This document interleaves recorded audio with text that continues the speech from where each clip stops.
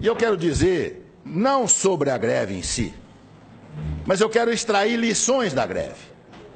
E gostaria de chamar a atenção de todos para alguns problemas que nós vamos começar a vivenciar daqui para frente, a partir do momento em que o povo começou a perceber que ele verdadeiramente é o detentor do poder. Começou a perceber que o que está escrito na Constituição Federal, que todo o poder emana do povo, não é só para estar escrito, é para ser praticado. E isso vai causar muitas mudanças na nossa vida e principalmente na vida política deste país. O que está acontecendo, ou o que aconteceu, pode surpreender apenas quem nunca estudou história.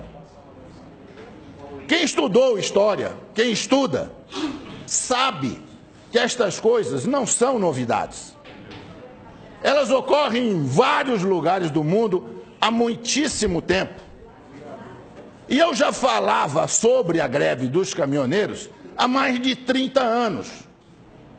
Se alguém aqui duvidar, dá um convite, entra na minha página do Facebook e os senhores vão ver diversas manifestações de ex-alunos meus, lembrando que eu dizia em sala de aula que um dia os caminhoneiros descobririam aqui o poder que possuem e que o dia que isso acontecesse, nós viríamos coisas que nunca pensamos em ver. O que eu era? Uma pitonisa? Um adivinho? Não, um sujeito que estuda e que conhece a história.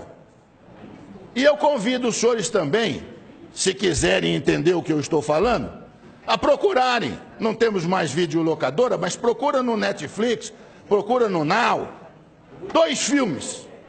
Um chamado Fist, F-I-S-T, com o Sylvester Stallone, antes dele ser o Rambo, antes dele ser o Rock.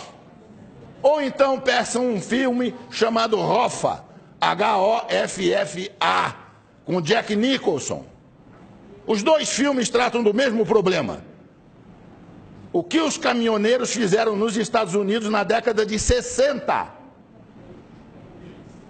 O presidente do Sindicato dos Caminhoneiros da América do Norte, dos transportadores de carne, de carga, o Jimmy Hoffa, um dia à noite foi buscado em casa por 4 pessoas e nunca mais se ouviu falar dele. Nem o rastro, nem o cheiro. Provavelmente está sepultado em um pilar de ponte que estivesse sendo concretado naquele momento ali em Nova York. E lá nos Estados Unidos inteiro dizem que foi o Kennedy quem mandou matá-lo, porque não aguentava mais o que os caminhoneiros estavam fazendo com o governo americano. Assistam o filme. Tem 50 anos esse filme.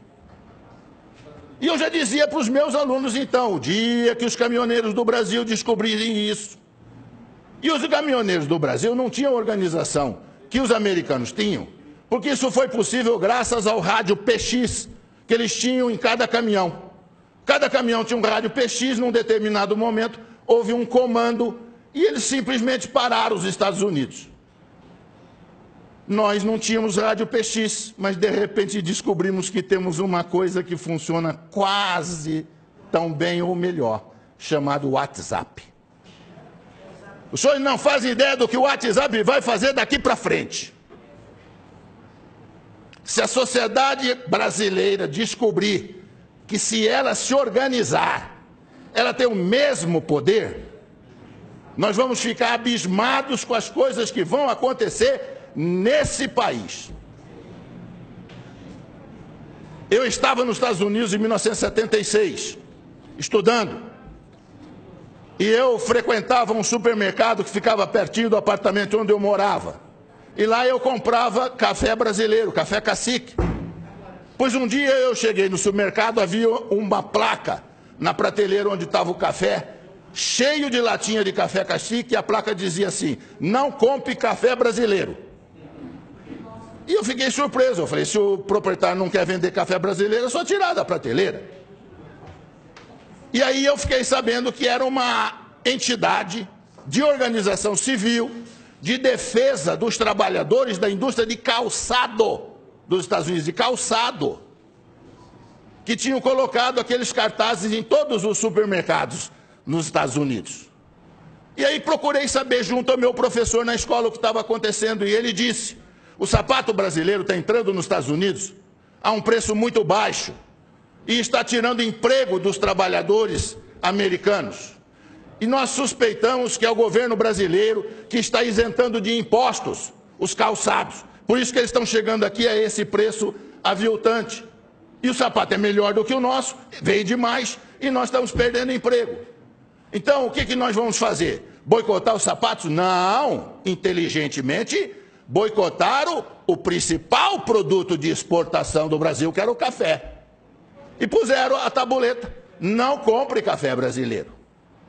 Aí perguntei ao professor: mas por que o dono do supermercado deixa colocar no supermercado dele um cartaz desse que prejudica ele? Ele disse: porque se ele não deixar, eles vão boicotar o supermercado inteiro. Inteiro. Eles vão ficar na porta do supermercado com placas avisando que ali tem gente contra os interesses dos trabalhadores americanos. Isso chama-se organização da sociedade civil. A Coca-Cola mudou nos Estados Unidos a fórmula da Coca-Cola, botando um pouco mais de açúcar na fórmula.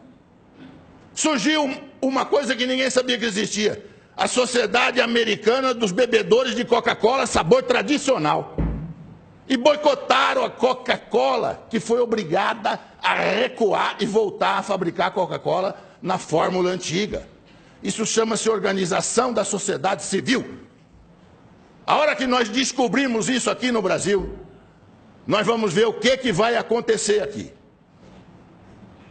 Se nós tivéssemos aqui, ao invés de presidencialismo, parlamentarismo, o senhor sabe o que teria acontecido essa semana que passou? Tinha caído o governo. Na Itália, o primeiro-ministro foi escolhido há uma semana, já caiu.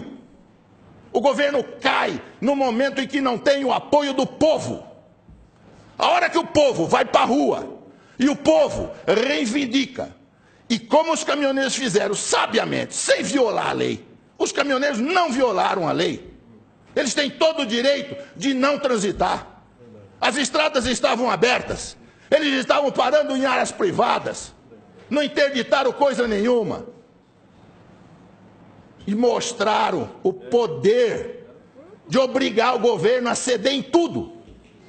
Eu faço ideia se eles tivessem posto na lista de reivindicações, depois de diminuir o diesel, a renúncia do presidente. Quero ver o que o presidente ia falar para eles. Eu não renuncio, então não termino a greve. Verdade. Eu ia ver o que ia acontecer. Senhores, abram o olho. Governadores, prefeitos, abram o olho. O povo está descobrindo que ele tem poder. E a hora que ele exercer este poder, nós vamos ver muita mudança nesse país. Muito obrigado.